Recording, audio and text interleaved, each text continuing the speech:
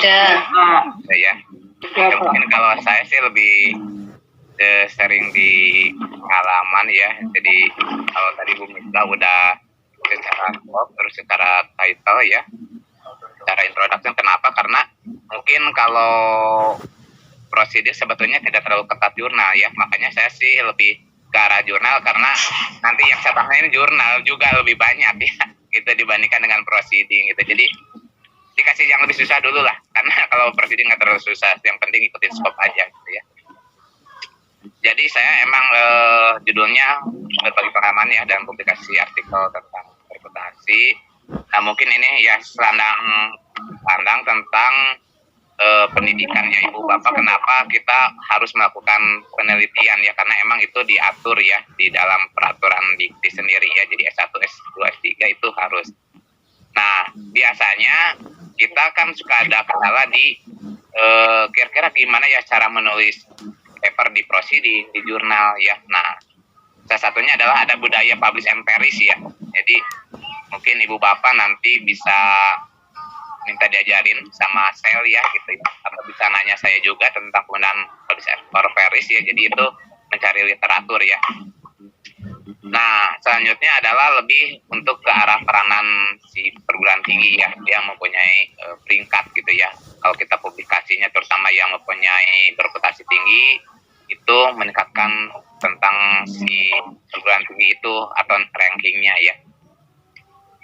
Nah ini yang kita lihat ya tentang tren artikel ya. Jadi tren artikel yang kita di Indonesia ini ada yang kita bagi dua ya. Jadi yang pertama bereputasi yang lebih ke arah lembaga-lembaga pengindeks yang punya nama seperti Web of Science, Scopus dan lain-lain gitu ya. Terus menggunakan referensi ya reputasi. Kenapa? Karena untuk meningkatkan kualitas artikel kita di dalam melakukan publikasi. Ini mungkin udah kenal ya Ibu Bapak tentang Scopus sebagai database gitu ya. Jadi satu proceeding itu sebetulnya proceeding dikategorikan artikel yang cukup aman untuk tidak discontinue ya. Yang baru-baru aja MSI ya, material engineering itu baru ya discontinue-nya. Jadi kalau bercerita cepat ID Scopus kita dapat, terus tingkat amanannya tinggi dan publikasi, sebetulnya proceeding lebih aman ya. Cuman resikonya proceeding kan tidak bisa dijadikan untuk naik ke pangkatan ya. Jadi dia cuma menambah saja, itu nggak begitu besar. Tapi kalau kita ingin punya ID Scopus, punya publikasi di Scopus, sebetulnya artikel proceeding lebih mudah dan tingkat discontinue-nya lebih minim dibandingkan jurnal ya. Kenapa? Karena luarannya proceeding contohnya IOPS ada itu dalam setahun bisa 15 artikel ya. Kalau jurnal udah langsung ditendang ya, kalau banyak kayak gitu ya. Udah tahun sebelumnya 100 dan berikutnya naik jadi 200, itu udah ditandain tuh sama tim CSAB Scopus ya. Ya ini yang biasanya saya membangkit motivasi dulu ya ke para peserta ya, terutama yang ikut pelatihan tentang publikasi. Jadi kayak di Jawa Barat aja kemarin tahun 2021 banyak ya di dalam newspaper itu dosen itu kesulitan di dalam publikasi. Nah sebetulnya di berita itu sebetulnya tidak sulit ya publikasi, mau dia publikasi ke Sinta, apakah dia ke Scopus ya. Cuman kita di persiapan awal nulisnya saja suka bingung ya. Ini kita mau diapain, mau gimana gitu ya. Jadi kalau awalnya itu adalah karakter ya. Karakter apa yang harus kita miliki di dalam melakukan sebuah riset atau menulis ya gitu. Nah yang pertama adalah yang mau belajar dengan orang lain. Nah ini biasanya kita di Indonesia itu lebih senang mengajar dibandingkan meriset, meneliti gitu ya. Nah itu kendalanya biasanya kita agak lemah membaca artikel-artikel orang ya, terutama yang bagus ya, yang seperti yang di terindeks yang di database Science Direct misalkan. Nah kita agak susah, jadi biasanya karena jarang baca artikel, jadi kita nggak tahu juga tentang gayanya, skopnya, terus apa yang diharapkan dari editor, reviewer, karena kita tidak mendalami itu ya. Seperti kayak kita di proceeding IOPS gitu, kita harus melihat dulu apa permintaan dan apa skopnya gitu. Nah itu harus kita pelajari ya. Nah dengan kita mau belajar itu kita mempelajari semua database ya. Jadi semua database yang ada di sana kita pelajari. Dan biasanya kalau di jurnal internasional itu biasanya editornya itu publish di jurnalnya dia sendiri. Kenapa? Karena memberikan best paper. Jadi paper yang bagus dia publish di jurnal dia gitu. Nah kalau di Indonesia dibalik, para pengelola jurnal nggak boleh ya istilahnya kayak larangan lah mempublish di jurnal sendiri ya, karena takutnya mungkin tidak objektif dalam melakukan review. Sebetulnya salah besar ya. Kenapa? Karena kan kita sebagai pengelola jurnal ya, kebetulan saya mengelola 3 jurnal ya, jurnal yang Sinta 3 ya, yang 2 lagi proses akreditasi ya, sebetulnya nggak ada masalah ya mempublish di jurnal sendiri juga gitu. Kenapa? Karena untuk melihatkan bahwa kita kasih contoh gitu ya ke para autor tentang publikasi di jurnal kita gitu.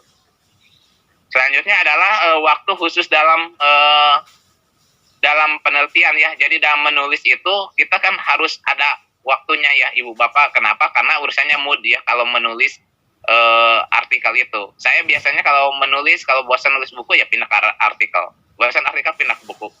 Nah, kenapa? Karena harus ada waktu khusus ya. Kenapa? Karena urusannya untuk kita membangkitkan mood atau keinginan kita ya di dalam menulis artikel gitu. Nah, selanjutnya adalah giat dan teliti. Nah, ini biasanya kita giat dalam penelitian ini adalah melihat peluang-peluang ya. Misalkan di 2022 apa nih hot isunya. Nah, kita dengan mencari datanya kita akan terbarukan ya atau novelty-nya. Nah ini giat dalam penelitian ini kita harus mempunyai karakter itu ya. Etiknya siap menerima tantangan. Nah ini udah pasti. Biasanya di kita suka agak berat itu tidak siap menerima tantangan. Ya contohnya apa? Publikasinya terlalu lama ya, nggak ada kabar, udah stres ya. Tanya editor, chat, reviewer dan lain ditanya semua ya gitu. Terus tiba-tiba udah ada komen reviewer malas ya memperbaiki gitu ya. Sama kayak proceeding juga ada komen dari reviewer malas gitu ya untuk memperbaiki. Nah itu berarti kita tidak mempunyai menerima tantangan ya. Kenapa? Karena kita emang ya harus siap ya kalau di dalam publikasi. Nah di kita itu kan suka paling nggak siap kalau tiba-tiba udah di komen ya. Kayak saya submit ke jurnal yang free ya, ke Kuwait itu diminta 5 profesor dari 5 benua, bayangkan ya. Itu jurnalnya free tapi permintaannya luar biasa ya, 5 profesor dari 5 benua dan mengirimkan nama dan emailnya gitu ya untuk mereviewer paper saya. Nah kayak gitu itu kan tantangan ya kita untuk harus mencari profesor ya di 5 benua kebaik. Nah itu yang harus kita siapkan ya sebagai karakter untuk di dalam tantangan. Atau misalkan kita ada reviewer yang ngasih komen yang kurang bagus ya kita tanggapin saja. Nah ini sabar ya ditolak dan biaya cukup mahal. Nah ini biasanya suka kita nggak sabar ya, udah lama tiba-tiba reject, wah marah-marah gitu ya. Atau tiba-tiba submit langsung di reject, marah-marah juga gitu. Nah ini istilahnya ya kita harus siap. Kenapa kita di reject bukan berarti paper kita jelek ya. Mungkin bisa saja skopnya nggak masuk, apakah tidak ada keterbaruan gitu. Jadi kita jangan sampai ditolak jadi stres, jadi gimana ya, kita alihkan lagi aja ke jurnal lain ya gitu, atau ke proceeding lain kalau ada event proceeding yang cukup lama lagi udah disiapkan misalkan gitu. Jadi kita harus betul-betul sabar untuk ditolak ya. Dan urusan biaya mahal atau tidak itu tergantung kita memilihnya open access atau close access.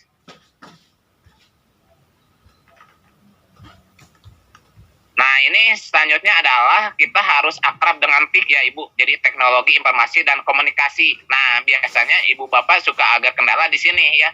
Penggunaan teknologi informasi dan komunikasi gitu ya.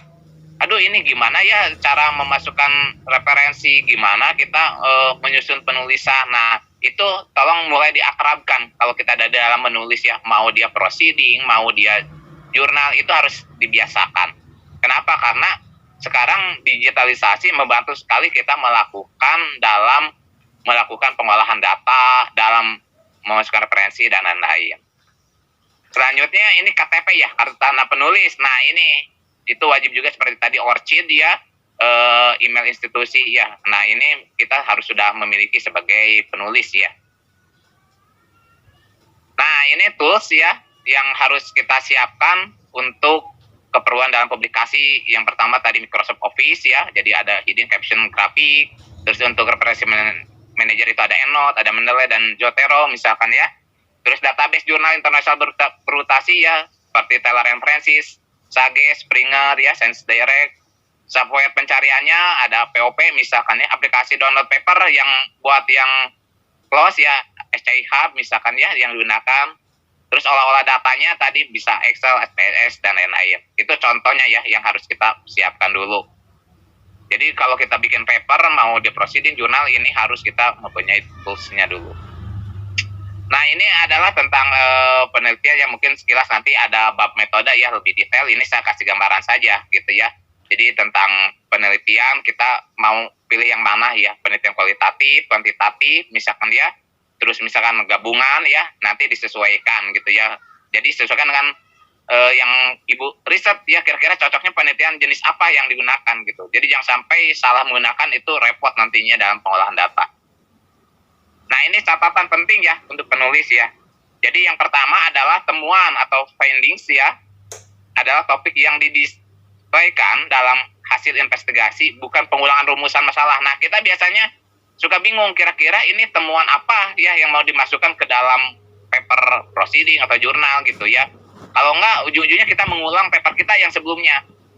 Yang udah ada kita ulang, tambah lagi topiknya. Nah, itu nggak boleh ya. Jadi maksudnya kita mengambil yang sama itu tandanya berarti tidak ada keterbaruan ya atau temuan di dalam paper kita gitu. Terus selanjutnya adalah metode dan desain ya, yang memiliki rujukan yang jelas gitu ya. Nah ini harus jelas juga, kira-kira Ibu Bapak nanti menulis di proceeding itu kira-kira metodenya yang tadi, yang dua itu atau gabungan gitu ya. Terus desain rujukannya kira-kira kemana gitu ya. Ya tadi misalnya kata Bu Misbah, misalkan 5 tahun terakhir, kalau nggak ada nggak apa-apa. Misalkan 10 tahun terakhir, atau kayak buku-buku yang sifatnya buku prinsipal, buku utama ya gak jadi masalah juga gitu ya. Cuman kalau bercerita artikel idealnya adalah 5 tahun terakhir kalau artikel. Terus selanjutnya jika mengaku ada ya tadi data wawancara, kuesioner ya, observasi. Nah ini harus memperlihatkan kemunculan semua data ya. Jadi nanti sampling datanya, terus tentang penyusunan dan lain-lain ya. Ini harus wajib ya dimasukkan ke dalam artikel gitu. Terus selanjutnya lepaskan dulu ya kebiasaan untuk mensitasi ya tulisan dari sumber lokal ya. Jadi diusahakan banyak kita mensitasi terhadap jurnal-jurnal yang berputasi supaya kualitas paper kita menjadi lebih baik. Nah ini contohnya mungkin Ibu Bapak nanti bisa lihat ya gimana kita cara menyusun. Misalkan contoh desain penelitian apa yang digunakan. Terus penutupan judul ya, tujuan. Nah ini bisa di breakdown kayak gini ya. Terus temuan-temuannya apa gitu ya, pembahasan. Nah ini contoh dasar ya, membuat sebuah temuan masalah ya. Jadi Ibu Bapak bisa membuat draftnya. Ini contoh yang menggunakan metodologi lain gitu ya, misalkan grounded teori gitu ya. Ini contoh misalkan kita temuan-temuannya apa bisa dideskripsikan supaya kita mudah menyusun dalam artikel kita. Ini juga sama ya, contoh dan susunan cara menyusun temuan-temuan dan permasalahan. Nah ini contoh ya, kalau Ibu Bapak mau submit ke jurnal ya, saya skip ya. Terus ini target publikasi ya, ini Ibu Bapak bisa cari ya di Scopus, misalkan kalau ke jurnal ya, kira-kira mau ke Ki berapa, Trisimago ya gitu. Terus untuk mencari predator itu bukan, bisa dicek di Pelis ya, Pelis untuk yang apakah. Mas Andian, jangan terlalu cepat menjelaskannya ya. Oh iya Bu. Oke. Ya, ini contoh ya. Jadi ditetapkan ya targetnya. Jadi kira-kira kita mau Ki berapa bisa lihat di Simago atau di Scopus.com gitu ya. Kalau untuk yang sifatnya dia predator atau tidak bisa dicek di Belis ya. Nah ini contoh ya, kita menyusun di Word ya gitu ya. Jadi menggunakan heading supaya kita urutannya rapi gitu ya. Ini teknik saja. Mungkin Ibu Bapak juga sudah paham ya. Nah ini yang utama adalah ini ya, IMRADCAR ya. Jadi introduction ya, method, research and discussion ya, conclusion, acknowledgement dan referensi. Ini yang umum. Nah ini adalah poin yang utama ya, di abstrak ya. Jadi biasanya kenalannya kita mau ke abstrak itu suka bingung dulu judulnya. Sebetulnya judul itu nggak terlalu berat ya Ibu Bapak, jadi bisa melihat dari abstraknya gitu. Tetapi kira-kira kajiannya kayak gimana. Nah, kajian yang utama itu adalah terhadap disiplin ibu bapak masing-masing gitu. Contohnya apa? Misalkan kalau disiplin kita kayak saya engineering, berarti fokus saya adalah di engineering.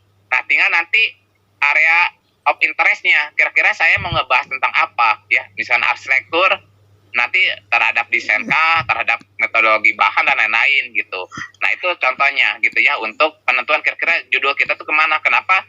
Karena dengan kita mengetahui judul kita kuat di mana atau kita disiplinnya di mana, itu lebih kuat ya. Jadi jangan sampai kita bidangnya bukan itu ya, tapi kita mengkaji itu yang jadi masalah. Kenapa? Nanti bermasalah di dalam membuat papernya. Kenapa ibu bapak? Karena tidak menguasai bukan bidang disiplin ilmunya gitu. Nah, di dalam abstrak ini adalah komponen yang kategori cukup lengkap ya, dan ada minimal. Jadi ibu bapak bisa memilih mau yang lengkap atau minimal. Nah, kalau untuk komponen lengkap, contohnya masalah ya, nanti ada contoh di belakang. Ada masalah, ada tujuan ya, ada metode, ada hasil, ada kesimpulan. Ini kategori komponen abstrak lengkap. Sedangkan kalau dia minimal, itu tadi ada masalah atau fokus atau tujuan ya, terus metode, hasil, dan simpulan ya. Itu yang minimal. Jadi ibu bapak tinggal memilih kira-kira datanya menunjang atau tidak gitu. Kalau untuk komponen lengkap, kalau enggak ya komponen minimal nggak apa-apa. Selama itu bisa memperkuat. Nah, ini contohnya ya. Ini contoh sampel display komponen abstrak ya. Jadi kalau yang sebelah kiri ini kategori tadi komponen lengkap ya. Jadi komponen lengkap tadi misalkan contohnya ada tujuannya, ada metode penelitiannya ya. Terus kira-kira apa yang diuraikan di dalam cara penelitiannya gitu ya. Latar belakangnya ada juga gitu. Terus hasilnya juga ada dan kesimpulannya juga ada. Ini yang sebelah kiri ini kategori komponen lengkap ya. Jadi si gambarannya itu dia istilahnya ada semua gitu ya. Tunggu saya tuh nggak ada ini ya. Ada buat ngasih tanda. Nah itu ya, jadi di sebelah kiri mungkin bisa dilihat ya, ini yang komponen lengkap. Nah kalau yang sebelah kanan ini komponen minimal ya. Jadi dia dipilih apakah mau di awalnya fokus tujuan saja, apakah dia cuma tujuan saja atau latar belakang saja. Kalau yang sebelah kiri dia kategorinya ada semua ya. Jadi dia masalah, terus tujuan atau fokusnya ada ya, terus hasil penelitiannya ada. Sedangkan kalau yang sebelah kanan dia cuma memilih ke fokus atau tujuan ya atau masalah, baru langsung ke penelitian ya. Jadi dia nggak ada latar belakangnya gitu. Nah di bawahnya tadi dia ada hasil pembahasan, kesimpulan gitu. Nah ini tinggal ibu bapak mau menyajikan kayak gimana. Jadi tergantung gaya ya. Jadi gaya ibu bapak mau milih mana. Jadi nggak harus mengikutin misalkan gaya saya atau gaya Bu Misbah, misalkan nggak harus. Itu sesuai dengan kemampuan ibu bapak mendapatkan data ya. Nah ini introduction ya, yang tadi disampaikan Bu Misbah ya. Saya kasih gambar saja. Introduction contohnya tadi pertama misalkan masalah atau problem statement ya, seperti yang tadi sampaikan Bu Misbah. Terus yang kedua adalah previous research ya, peneliti terdahulu gitu ya. Nah kira-kira kayak gimana gitu ya penelitinya ya, tadi minimal 5 tahun terakhir untuk artikel ya. Kalau buku ya silakan saja, kalau buku rujukan utama prinsipal mau dia 5 tahun, 10 tahun, 20 tahun gitu ya, gak apa-apa karena buku prinsipal ya, buku pegangan ya, buku inti gitu. Part ketiga adalah start of the art ya, atau gap analysis ya, fokus atau tujuan. Nah itu silakan ditambahkan. Nanti saya kasih contoh gimana kita mencari gap riset menggunakan OKM ya, Open Acknowledgement Maps ya. Nanti saya share. Nah ini contoh bagian literatur ya ibu bapak. Jadi literatur kita harus dipikirkan pertama adalah kira-kira literatur apa yang tepat ya gitu ya. Nah ini biasanya adalah pertama adalah kaji variabel yang sesuai dengan judul. Jadi jangan sampai kita mengkaji di luar dari variabel judul kita ya gitu ya.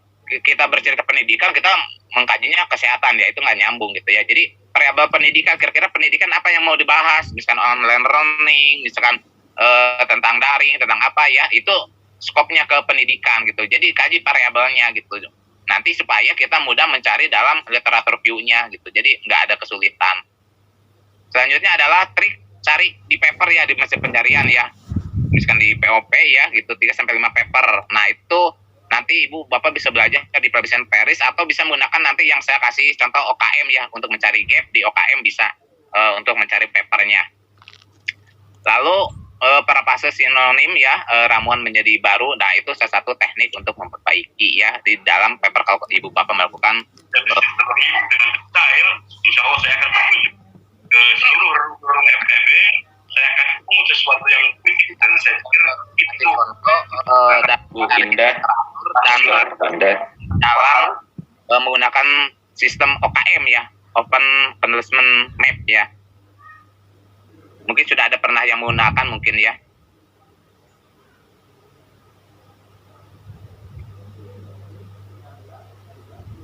Nah, sudah muncul belum ya? Sudah, Pak. Nah, ini contohnya menggunakan OKM ya Ibu Bapak. Jadi Open Containment Map ini adalah cara mencari gap ya, serta mencari literatur. Jadi misalkan Ibu Bapak mencari gap, misalkan contoh tentang kajian Islam, tentang fatwa misalkan ya, dan hukum Islam misalkan, kira-kira paper yang tepat itu mana gitu ya. Nah, ini di sini ada dua, Ibu Bapak bisa ada PubMed ya sama BS. Kalau BS itu all disiplin ilmu ya, jadi semua disiplin ilmu itu ada. Kalau PubMed itu lebih ke science ya, jadi itu sesuai skop bidang Ibu Bapak, mau yang all disiplin, mau life science ya, silakan. Kalau saya coba pakai yang base ya, contohnya misalkan kita fatwa saja, cari. Nah, ini lagi mencari nih.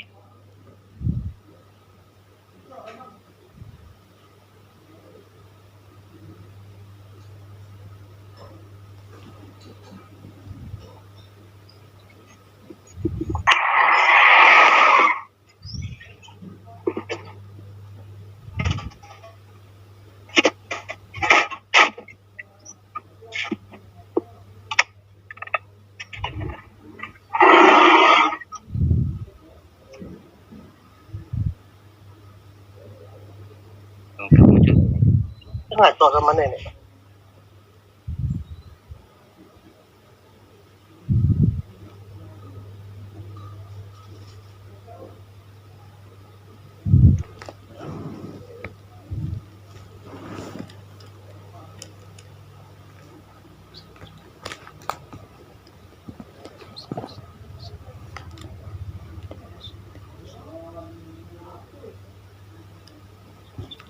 Jadi kalau kita menggunakan OKM itu, kita bisa melihat kira-kira judul atau keyword kata kunci kita itu mana yang beririsan. Jadi untuk mempermudahkan kita dalam memecahkan masalah atau gap ya, kira-kira mana nih yang belum dibahas atau mana yang sudah dibahas ya. Nah, itu kita mengeluarkan bentuk rujukan biasanya ya.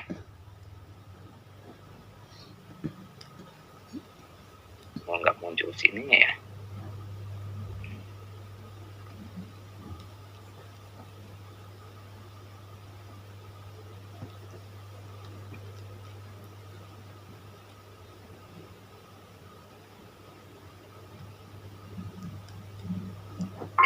Pak Andian, tadi itu bisa dicari dalam bentuk bahasa Indonesia ya? Kirain harus ditranslate ke bahasa Inggris. Bisa Bu, dan bahasa Indonesia juga bisa, bahasa Inggris bisa gitu. Itu nanti kan kalau base itu dia ada terindeks di jurnal Indonesia juga Bu. Oh gitu ya Bu. Baik, kasih Pak. Saya sudah cari, dapat Pak Adian. Ada kan ya? Ada. Nggak masuk ya? Adian. OKM ini dalam bentuk aplikasi atau langsung dari Google? Nah, ini udah muncul, tunggu saya stop dulu yang ini ya. Ternyata ada gangguan kalau pakai Mozilla itu. Pakai Opera tuh harus pakai Mozilla. Tunggu. Langsung dari Google ya Pak? Bukan dari Ya. ini ya? Bukan dari aplikasi ya? Ibu Bapak muncul ya? Ya, ya. Muncul Pak. Nah, ini. Jadi ini contoh Ibu Bapak mencari artikel dan mencari gap ya, menggunakan bantuan OKM. Jadi menggunakan OKM ini Ibu Bapak bisa mencari kira-kira sesuai dengan keywordnya. Saya tentang hukum, misalkan oke, hukum Islam. Sekarang mau berhubungannya tentang apa gitu ya. Misalkan, saya misalkan dengan hubungannya dengan politik, misalkan ya, fatwa politik. Nah, ini ada yang beririsan nih, Ibu Bapak. Ya, jadi tekniknya adalah yang beririsan sesuai dengan keyword Ibu Bapak. Jadi keyword itu kan 3 sampai 5 kata, ya. Nah, itu cari yang berhubungan dan beririsan. Nah, di sana Ibu klik salah satu lingkaran, ini kan banyak nih, ya, yang saya kasih tanda ya, ada warna merah-merah tuh. Nah, ini di sini kurang lebih 1, 2, 3, 4, 5, 6, 7, 8, 9. Ada 9 artikel ya, yang berhubungan dengan hukum keluarga, hukum positif, ya, kompensasi, yang irisannya sama dengan politik dan fatwa contohnya. Nah, dari 2 ini, sedangkan kalau politik fatwa cuma ada 2, ya, Ibu Bapak bisa klik di sini nih, kelihatan judulnya nih. Ya, iya, ini contohnya yang politik dan fatwa. Ini cuma ada 2 artikel yang beririsan berhubungan dengan bidang kita, ya, yang kita cari si papernya. Jadi papernya yang kita cari kan hukum Islam, ya, terus dengan politik misalkan berhubungannya, ada nggak gitu hubungannya. Nah, ini bisa dilihat papernya dalamannya. Nah, ini Ibu Bapak catat ya, nama judulnya apa, nanti bisa download nih di samping nih PDF-nya. Nah, itu menjadi referensi Ibu Bapak dalam melakukan penelitian gap ya dan literatur. Jadi sebetulnya praktis pakai OKM ini. Ibu Bapak punya artikel yang akan jadi referensi. Kedua, bisa mencari gapnya dari artikel yang Ibu download itu, mana sih yang belum dikaji, belum studi gitu. Nah, itu cara mencari gap ya. Kalau saya sih caranya gitu, tapi nggak tahu yang lain ya. Kalau saya biasanya pakai OKM untuk mencari riset-riset baru yang orang lain belum ada gitu. Bedanya dengan POP apa ya, Pak ya? POP hampir sama, cuman kalau POP kan dia sifatnya lebih ke arah pencarian umum, Bu. Kalau POP, kalau OKM ini kita diarahkan langsung ke gap-nya, tapi syaratnya kita harus memilah-milah mana yang beririsan ya dengan yang kita bahas gitu, karena dia kan banyak nih si bubble diagramnya gitu ya. Ini kan di sini kan kita bisa lihat nih, kan banyak nih ya bubble diagramnya. Nah, ini kita cari sesuai dengan keywordnya.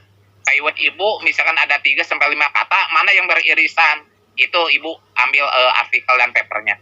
Sehingga nanti mempermudah Ibu dalam melakukan si komparasi. Kira-kira komparasi artikel A dari intro terus pembahasan lain lebih mempermudah, sehingga Ibu bisa ketahuan dari kesimpulannya. Kesimpulan dari ini B ini apa yang Nah, itu yang untuk mempermudah Ibu Bapak dalam melakukan mencari gap ya. Biasanya kan emang kita yang carikan adalah gap ya, permasalahan yang belum orang tuntas kita tuntaskan dengan melengkapi datanya sehingga menjadi terbarukan gitu ya, menyempurnakan. Punten Pak Dian, jadi kita ambil yang beririsan atau kita ambil yang tadi nih, ada lingkaran ini ya. Lingkaran ini artinya topik ini berarti sudah dibahas orang, itu kita ambil yang beririsan atau kita yang ambil yang nggak beririsan, artinya apa, menunjukkan the novelty atau yang belum dikasih. Diambil adalah yang beririsan dan yang berhubungan dengan keyword Ibu Bapak pakai. Ya. Dasarnya adalah keywordnya ya. Keyword Ibu Bapak misalkan 3 sampai 5. Misalkan saya bercerita hukum, kedua hukum Islam, kedua tentang misalkan fatwa ya, hubungan dengan politik misalkan, terus misalkan perbankan syariah. Nah, dilihat kalau dia semakin kayak gini, kalau dia terpisah jauh berarti dia nggak ada hubungannya, nggak usah Ibu ambil. Tetapi kalau yang sesuai dengan keyword Ibu berdekatan, ini beririsan, berarti yang beririsan ini adalah yang berdekatan dengan judul Ibu atau keyword Ibu pakai ya. Nah, itu ambil. Makanya ini kan di sini kan kesannya banyak, tapi kan kalau kita klik ini kan cuma beberapa artikel yang berhubungan dengan riset kita gitu. Ya, permisi Pak Adi. Pak Adi, permisi Bapak. Ya. Itu kira-kira berapa artikel yang irisan tuh Bapak? Kita ambil kalau untuk jurnal kira-kira 3 atau 5 gitu pembandingnya. Ya, ini kan kalau 3 atau 5 pembanding itu Pak untuk sifatnya ada peneliti terdahulu ya. Sedangkan kalau yang saya ini adalah plus mencari gap-nya Pak. Nah, mencari gap itu adalah dengan kita mengkomparasikan artikel-artikel yang beririsan. Misalkan contohnya ini politik dan fatwa ya, terus hukum Islam misalkan ya, terus hukum positif. Nah, dua ini kita sesuai dengan keyword kita misalkan ya. Nah, kita ambil. Nah, ini tinggal klik aja. Ini kan ada 9 artikel, ini ada 2 artikel. Kita ambil semuanya, lakukan komparasi. Oh. Misalkan artikel A, imradnya apa, artikel B, imradnya apa, C apa. Kita komparasi. Nah, nanti kita kelihatan dari kesimpulan itu apa yang harus kita kembangkan untuk menjadi gap kita gitu. Terima kasih, Pak. Pak Aldian, Ya. mohon maaf nih, Pak Aldian. Jadi ini base-nya dari keyword kita ya? Ya, base-nya dari keyword kita apa. Jadi kan kita kan 3 sampai 6 lah misalkan ya. Nah, contohnya keyword kita politik, fatwa Islam, hukum ya, gitu ya. Terus misalkan keluarga. Nah, misalkan dari 4 atau 6 keyword kita ini mana yang beririsan. Nah, contohnya tadi politik atau fatwa ada, hukum keluarga, terus keluarga ada. Nah, berarti anggaplah 2 ini yang kita mau riset. Berarti 2 ini. Jadi diambilnya yang keyword dan beririsan. Jadi kalau dia keywordnya tapi menjauh, berarti nggak ada hubungannya, nggak usah diambil. Gitu. Artinya ini bisa dalam bahasa, tidak hanya dalam bahasa Indonesia saja kan, Pak Aldian? Ya, bahasa Inggris, Pak. Bisa bahasa Inggris. Ya, Pak awet muda. Siap Pak Aldian, siap. Makasih Pak Aldian. Ya, sama-sama, Pak.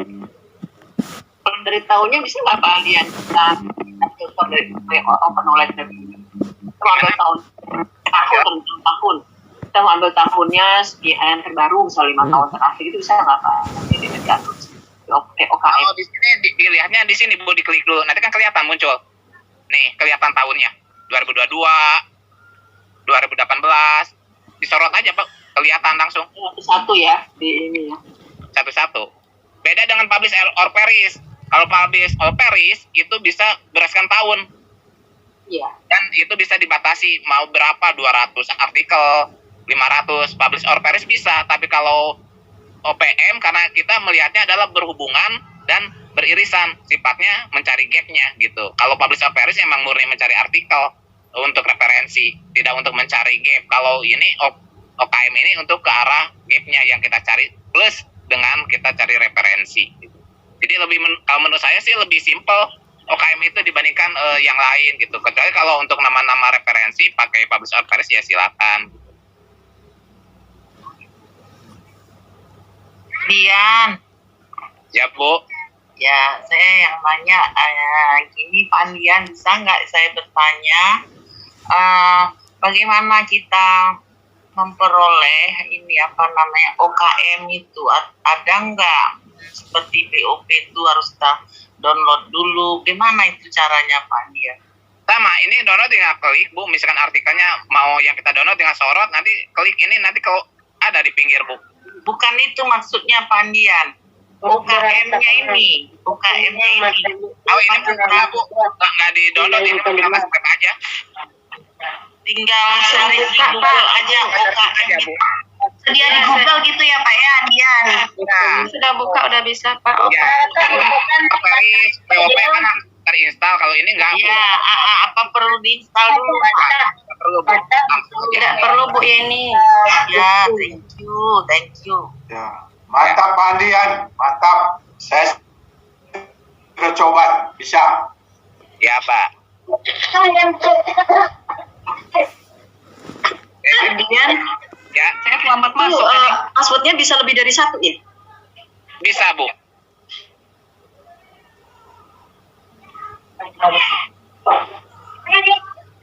Pak Andian, izin bertanya. Ya Bu. Kan kalau di Pak Andian itu tampilannya kayak banyak banget irisannya ya, banyak lingkaran-lingkarannya seperti Ya. itu ya. Ya. Kalau di saya itu kok cuma 2, apa artinya ya udah batas itu aja atau memang masih loading? Ini saya tunggu tapi udah selesai loadingnya Pak Andian. Kalau Ya. memang saya dapat 2 lingkaran Pak. Ya, itu Ibu sama dengan saya keywordnya tuh beda. Beda Pak. Nah, itu berarti yang beririsan dengan Ibu berarti emang dapat segitu. Oh begitu. Ya, irisannya. Lama betul wow. Berarti itu spesifik berarti biasanya. Oh iya. Iya. Iya dia. Jadi dia muncul lingkaran itu ada dua, satu di pojok kanan atas, satu di pojok tapi ini dengan ada makronya Kita sendiri jauh, atau berarti itu nggak ada hubungan, jadi nggak usah ibu studi. Kayak saya nih, yang di pojok nih, misalkan tadi betul. peranan, filsafat Islam, ini jauh dia tidak beririsan nggak ada. Sama. Berarti dua-duanya artinya tidak beririsan ya? Ya, tidak beririsan berarti ibu. Nah, kalau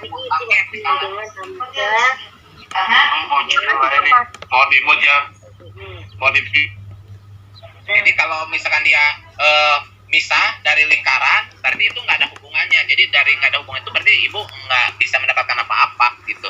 Cuman sekedar itu ada keterkaitan, tapi tidak memberikan gap yang bisa ibu hubungkan ke gap ibu gitu.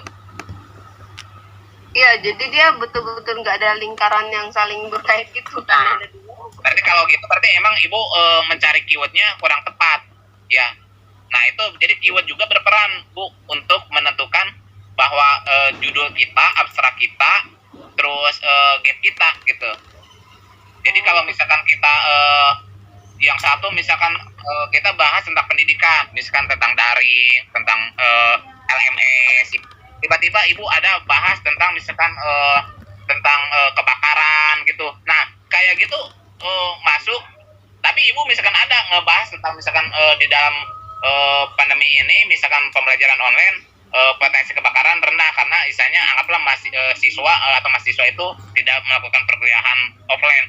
Tapi kalau dihubungkan ke gap, ke OKM itu pasti walaupun ada akan jauh. Kenapa? Karena nggak ada hubungannya gitu.